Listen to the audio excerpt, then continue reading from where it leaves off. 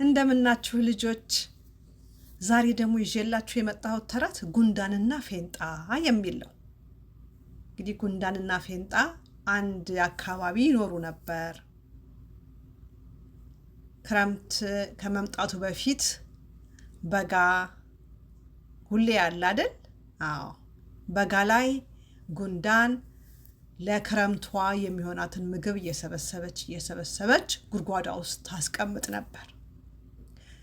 ፌንጣ ደግሞ በጋውን ፀሐይ እየሞቀች ከጓደኞቿ ጋር እየተጫወተች እየዘፈነች እየዘለለች ምንም ነገር ሳታደርግ በጋዋን አሳለፈች።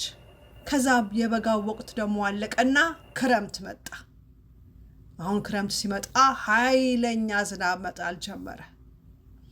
ጉንዳን ምግቧን አዘጋጅታለች፣ ቤቷን አዘጋጅታለች። ፌንጣ የት ትግባ? ምግቧን አላዘጋጀች፣ ቦታውን አላዘጋጀች። ከዛ በኋላ ለጉንዳን ምን ትላታለች?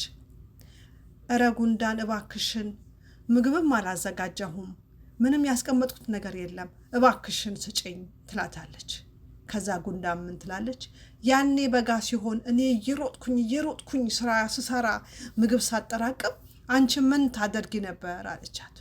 ውይ ያኔማ እኔ እኮ ጓደኞቼ ጋር ስጫወት ነበረ፣ ስንዘፍን ነበር፣ ስንዘልን ነበረ፣ ጥሩ ጊዜ እያሳለፍን ፀሐይ ስንሞቅ ነበራ አለቻት። ከዛ ጉንዳን አይ እንደሱ ማድረግ እኮ ልክ አይደለም፣ ለክረምት መዘጋጀት ጥሩ ነው፣ አለበለዚያ አሁን እንዳየሽው ትቸገሪያለሽ አለቻት።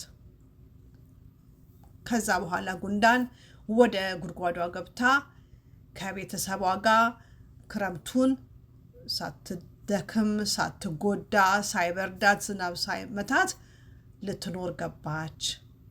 ፌንጣ ግን በበጋ ጊዜ ስላልተዘጋጀች ዝናቡ ሲመታት ምግብ ሲርባት እንዲሁ እንደተቸገረች ክረምቱን አሳለፈች ይባላል። አያችሁ ልጆች፣ ጉንዳንና ፌንጣ ሁለቱም እኩል ጊዜ ነበራቸው አይደለ? ለመዘጋጀት። ግን ጉንዳን ስትዘጋጅ ፌንጣ አልተዘጋጀችም ነበረ። ስለዚህ ሁል ጊዜ አንድ ነገር ለማድረግ ስንፈልግ ለጨዋታ ጊዜ ያስፈልገናል። አዎ። ከዛ ደግሞ የሚሰራ ስራችንን ደግሞ ለመስራት ጊዜ ያስፈልገናል። ጥናት ካለን ትንሽ እንጫወትና ከዛ ጥናታችንን እንሰራለን፣ እናጠናለን። አለበለዚያ ግን ዝም ብለን መጫወት ብቻ ሲሆን ምን ይሆናል? ትምህርት ቤት ሄደን ፈተና ላይ ስንቀመጥ ስላላጠናን በፈተና እንወድቃለን፣ እንጨነቃለን።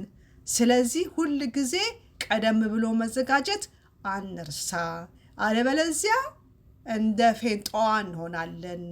እኛ ግን ጎበዝ ሆነን የሚሰጠንን ቀደም ብለን ሰርተን እንደ ጉንዳኗ መዘጋጀት እንዳለብን አንርሳ። እንግዲህ የሚቀጥለው ጊዜ እስከምንገናኝ ልጆች ደህና ሁኑ።